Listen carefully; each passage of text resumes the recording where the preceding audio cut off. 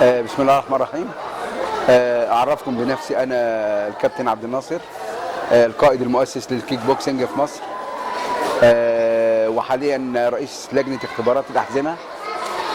اتشرفت بزيارتي لنادي بهتيم الرياضي علشان عندنا اختبارات أحزمة، والتقيت بالإخوة المدربين اللي أنا بعتز بيهم جدا طبعا، وعلى رأسهم الكابتن عبد الهادي.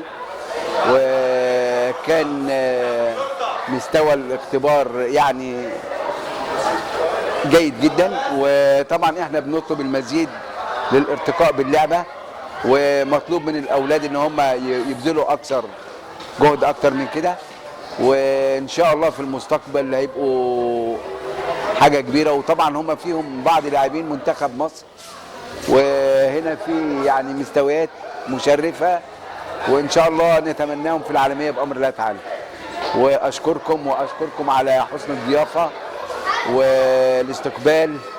وطبعا احنا هنا كلنا اخوه واسره واحده في اتحاد الكيك بوكسنج برئاسه الكابتن محمد صبيح، ونتمنى التوفيق للجميع، وشكرا.